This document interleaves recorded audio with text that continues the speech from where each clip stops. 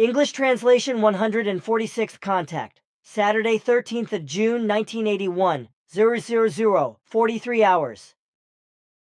Today, I once again had all sorts of trouble in reaching you telepathically. I was shielded in an intra-block.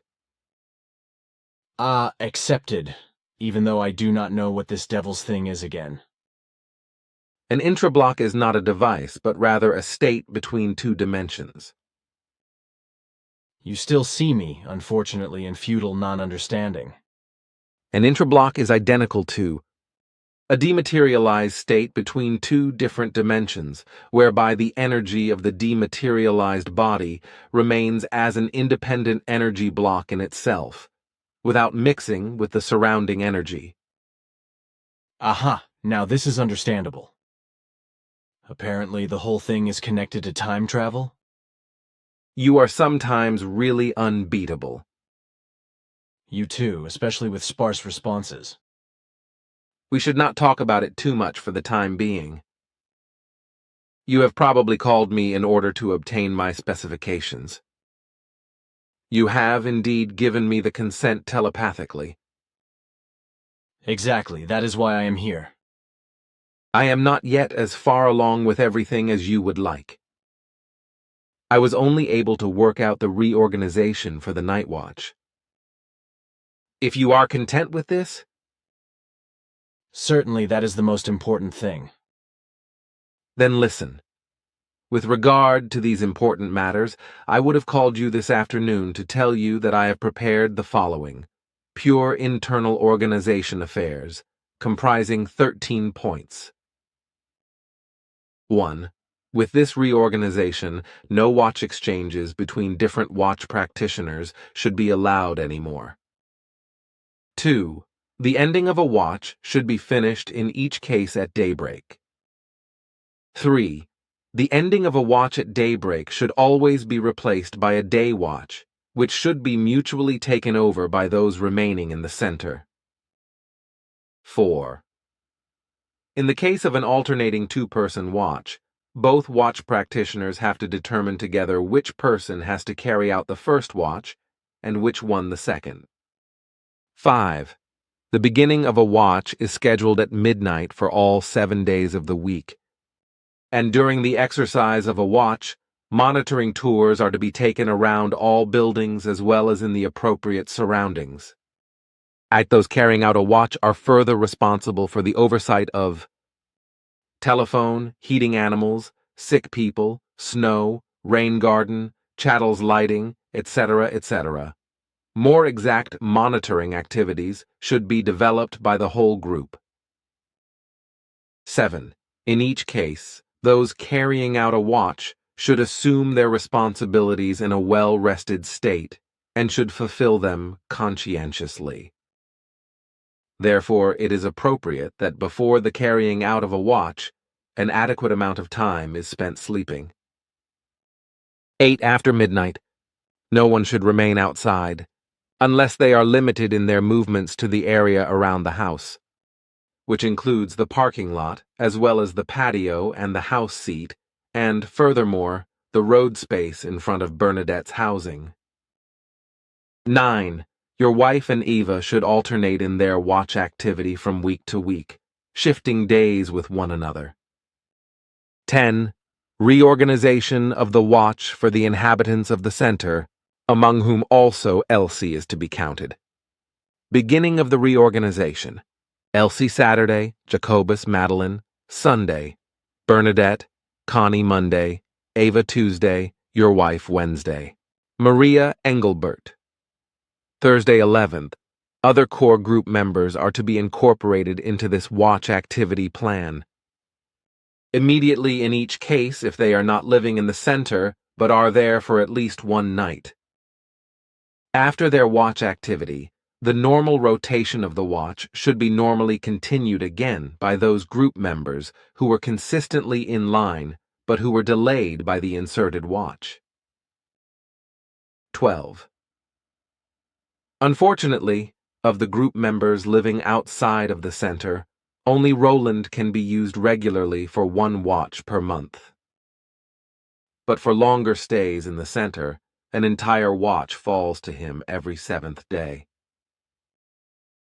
The same rule also applies to Margaret Rose, to Dorrit, and to Guido, whereby at least one watch per presence is to be performed, beyond which the 7-day period likewise reaches validity. The same regulation also applies to all other group members who live outside of the center. Nevertheless, Hannah, Ida, Carl, and Sissy are excluded from this. With them, a watch activity in the center is not possible for various reasons, as I have thoroughly clarified. The watch activity of an individual carrying out a watch should be controlled by a group member responsible for determining this. These are the new regulations for the watch activity in the center. Good, very many thanks. However, I do not agree with one thing, namely that I am once again excluded from watch duty. I definitely want to do my part as well. You know that this would be very dangerous for you, and that we, therefore, have to exclude you from it. You, nevertheless, carry out the watch activity every day until midnight, which does not exactly serve for your safety, by which you are also disturbed in your nightly workroom activity. But I do not agree with this. I rebel against your decision, my son, because even after midnight I can still keep watch here and there. And about my office work, you do not have to worry, because I can still do this, despite all the outside work. If you insist, then it should be. You could take over 1 or 2 watch activities at your own discretion, but you would have to pay attention to the fact that the weekdays of the remaining watch practitioners shift weekly. I get it, thank you. Then still a concern. From me, you heard the complaints of various group members, which I reported to you, regarding the visitors and their cooperation. Have you worked out something in this regard? You said that this matter was urgent. So I also worked out something with respect to this, namely the following. 1. Visitors to the center, in any case, should adapt themselves into the policy of the center, and it must also be demanded of them that they no longer stay outside after 22 HRs, except under supervision at permissible places. 2. No longer relevant, replaced by new visitor regulations. Visiting hours on Sundays only. The visitors to the center who arrive at the center outside of the established visiting hours. So on other days and at other times than on Tuesday evening or on Sunday morning, and who stay longer than 30 minutes, should be put to vigorous work in the center. Without exception, if extraordinary arrangements are not made for these visitors, such as extraordinary and very important arrangements for specific conversations and activities. All those visits that are of a purely private nature, like, for example, relatives, friends, and family members, etc., are excluded from this, of course. The last point in reference to the watch activity is still important, as this is also the case with us. The inhabitants of the center also have the need every now and then to be alone in the middle of the night or after this time for any reason, and to walk or think in the nearer or further surroundings of the center. This should not be denied to the inhabitants of the center, thus they can indeed do this at their free discretion. Nevertheless, their duty is that they inform those carrying out the watch activity of this, and also mention their walking direction, destination, time of their absence, as well as the way of return. That is good. I find it really good. You always think of everything. I thought of this myself because I often feel like wandering through the night. That is why, at that time, you also ran into Engelbert, into the headlights of his car. That was not planned. Of course not, you son of the shining robe. He only saw you at that time because your clothing reflected some light even in the murky darkness, and therefore had glittered. But the world did not end, right? It was embarrassing that I was so careless. Ah, our Earth friend just also has eyes in his head. That is of correctness. But now listen, for what I still have to explain to you is important. At our last meeting, you spoke of the fact that the fulfillment of a foreign mission is not possible due to unpleasant circumstances. As a result, I only gave you an evasive answer because I first wanted to fathom those things, all of which you mentioned to me as negative. But in the meantime, I have sought a clarification and have come to the conclusion that such a step, in spite of everything, is of world-embracing necessity, for you as well as for the group members, and, above all, for the mission. On the other hand, despite our efforts, we have not succeeded in changing or decisively influencing certain necessary matters, according to which, despite our good results, a mission expansion and the resulting formation of new groups worldwide with great enthusiasm and commitment must, nevertheless, be addressed. You are joking with me. You know, nevertheless, the arguments that I have presented to you, with which you could agree, so to speak. Yes, but I could not come to a firm decision, which has proven to be right. This is again a joy. I will inform you about these matters in more detail when I have worked out more data. Okay, I am also not eager to have to bother myself with these things. But tell me, my son, when will Simyase actually come back again, and where is she anyway? Until her return, several months could still pass. She is on Era. Then let her be greeted quite nicely by all of us, of course. Also Ptah, Manara, Plagia, and the others, of whom something is only seldom to be heard. I am also to give you and all group members very affectionate greetings.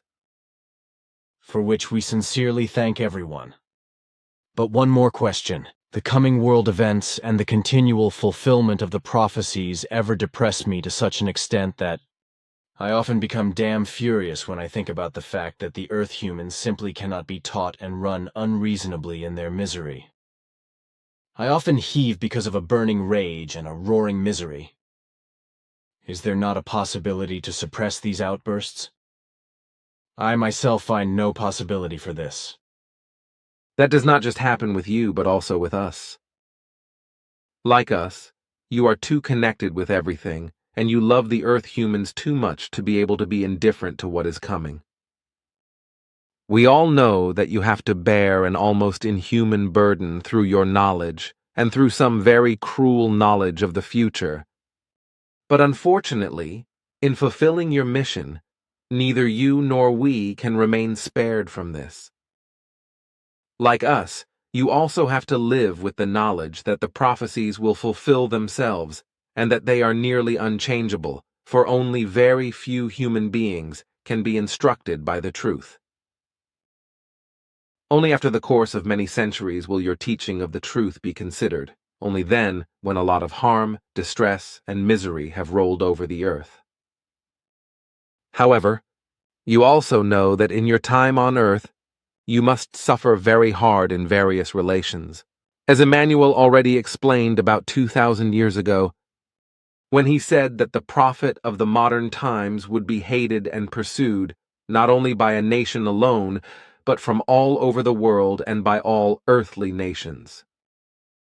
And this time, in which these words come true, has now begun. Now, the time has come in which you should be destroyed in order to newly prevent the truth thereby. Traitors from your own former ranks have begun this, and know-it-alls, wannabe greats, sectarians, misguided ones, and sham scientists continue the intrigues and destruction business against you and the truth. And now, this will no longer be limited to your native country, but will assume global proportions. Thus, the prophecy of Emmanuel fulfills itself, which says that you will be hated and persecuted as a prophet of the modern times by the peoples of the whole world. This does not disturb me too much. What bothers me even more is my anger at the irrationality of the Earth humans and the fact that they run with this irrationality to their doom. Love is also capable of anger, especially when one's cognition proves that the offered love is shamefully ignored and defiled in the form that neither attention, nor cognition, nor compliance is given to the truth offered in love, causing harm to those who, in love and truth, have been made aware of the serious consequences and have been taught them. I understand, but that does not solve my problem. But maybe it also is not to be solved, so I will probably live with the knowledge of things to come, with all atrocities as well as with the knowledge that I can do nothing to help this. Then, with this in mind, I must just simply live and try not to get mad. That is of correctness. Then I would rather go now and thoroughly ponder this fact. As you wish. In any case, your pondering of this will not be harmful to you. Okay, then take care and see you soon. Goodbye, my friend. Goodbye. Why so solemn, my son? I feel your pain. I can also still manage it. Bye-bye. Goodbye.